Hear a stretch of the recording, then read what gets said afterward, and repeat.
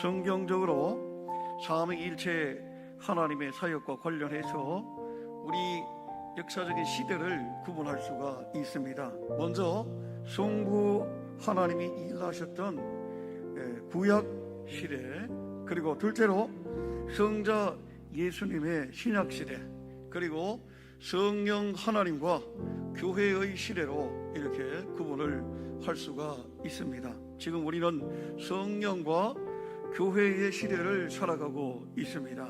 구약 시대에는 성령 하나님은 특별한 사람들, 특별히 선택된 사람들에게만 성령 하나님께서 임재하셨습니다.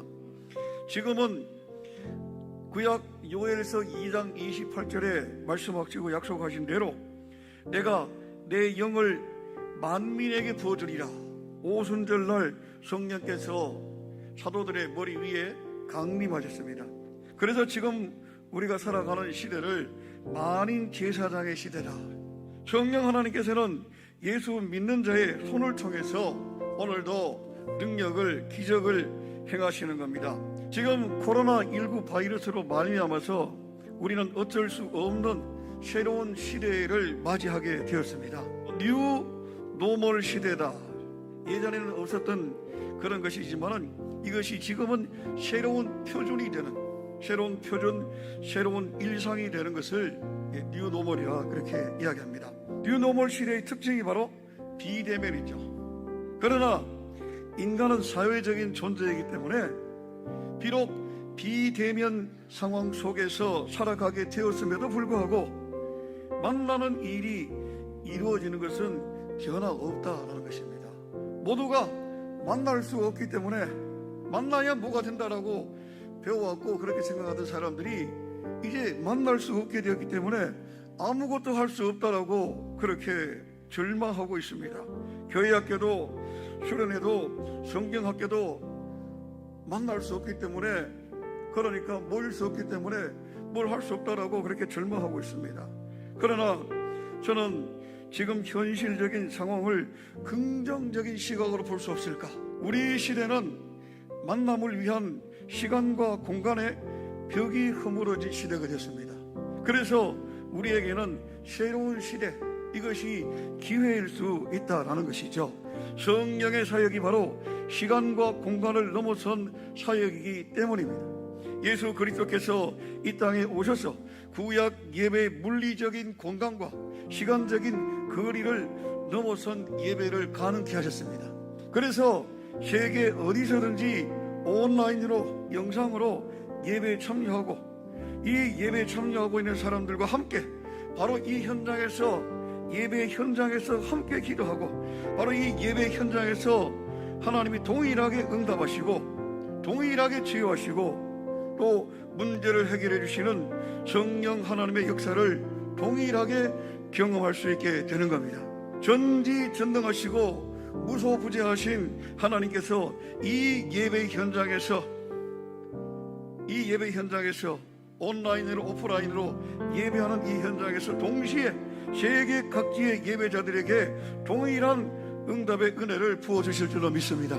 구약시대에 하나님께 드리는 제사는 정해진 장소에서, 그리고 정해진 사람들에 의해서, 정해진 시간에, 정해진 제물로 드려져야 됐습니다. 그러나 구약 성경에 약속된 예수님이 이 땅에 오셨습니다. 예수님께서 친히 말씀하시기를 오늘 본문 말씀에 내가 율법이나 선지자를 폐하러 온 줄로 생각하지 말라. 폐하러 온 것이 아니고 뭐예요? 완전케 하기 위해서 오셨다. 예수님께서 구약의 모든 예언과 약속을 완성시키셨기 때문에 이제는 언제든지 어디서든지 누구든지 친히 우리를 위한 희생 제물로 십자가에서 죽으신 예수님의 이름으로 하나님께 예배 드릴 수 있게 되었기 때문입니다. 그야말로 하나님을 섬기는데 시간과 장소에, 시간과 공간에 벽이 허물어진 겁니다. 예수님께서 십자가 위에서 죽으실 때 성전 휘장이 위에서 아래로 찢어졌습니다. 하나님과 사람 사이를 가로막고 있던 벽이 완전히 제거된 것이죠. 하나님께서 이제는 제사장이 아니라도 누구든지 하나님께 나아올 수 있도록 허락해 주신 줄로 믿습니다. 그래서 요한복음 4장 23절 24절에 하나님이 찾으시는 예배자는 누구냐? 영과 진리로 예배하는 자다. 그리스도인의 가장 중요한 사역인 예배 사역과 더불어서 그리스도인이 모든 하는 사역들이 바로 시간과 공간을 넘어선 영적인 차원의 사역이 되었다라고 하는 사실을 이야기하고 있는 겁니다.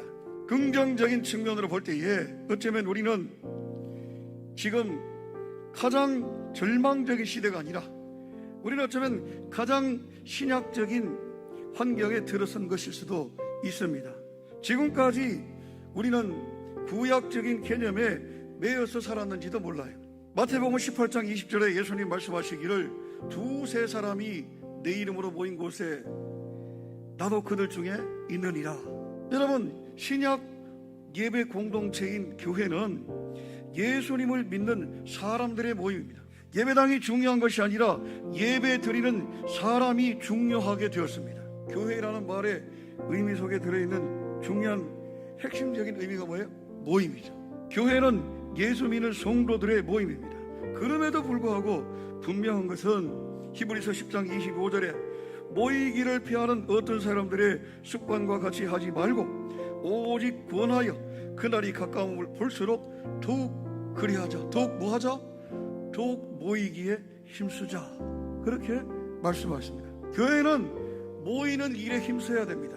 그러니까 어떤 모양으로든지 우리가 모여야 되고 예배에 참여하는 것이 중요하다라는 이야기입니다. 온라인 그리고 오프라인 통합해서 온라인으로 예배에 참여하는 것이 중요합니다. 온라인 사역은 다양한 사회 환경 속에 살아가는 성도들이 예배자로서의 삶을 살아갈 수 있도록 돕게 될 것입니다.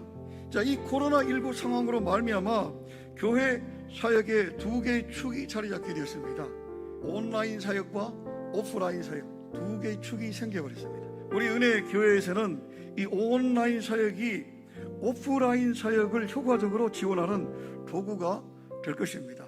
현장 예배를 더욱 견고하게 만드는 협력 프로그램이 되도록 힘을 쏟아야 할 것입니다. 새로운 시대는 절망으로 보이기도 하지만은 그러나 준비된 사람들에게는 새로운 희망의 문이 열리게 되는 겁니다. 길은 처음부터 존재하지 않았습니다. 누군가 앞서 걸어간 사람이 있었기 때문에 마침내 거기 대로가 만들어지게 된 것입니다. 불확실한 시대 상황 속에서 우리가 복음으로 믿음으로 희망의 길을 개척하고 길을 여는 시대 앞에서 길을 열어가는 우리 은혜 가족들의 삶이 될 수 있기를 주님의 이름으로 축복합니다. 좋으신 아버지 하나님, 오늘도 세상에 많고 많은 사람들 가운데서 하나님을 영과 진리로 예배하는 예배자로 불러주심에 감사드립니다. 구약시대에는 특별한 사람들에게 특별한 목적으로 임하셨던 성령님께서 이제는 주의 이름을 부르는 모든 자들에게 임하셔서 자유롭게 언제든지 어디서든지 누구든지 하나님을 만날 수 있는 특권을 누리게 해주심에 감사드립니다. 더 이상 예루살렘 성전으로 송아지 끌고 가지 않아도 되도록 6월절 어린 양 되신 예수님의 이름으로 우리를 만나주시고 우리의 기도에 응답해 주심에 감사드립니다. 십자가에 못 박혀 죽으심으로 성소와 지성소를 가리고 있던 휘장이 갈라지게 하시고 누구든지 자유롭게 하나님 만나는 특권을 누리게 하심에 감사드립니다.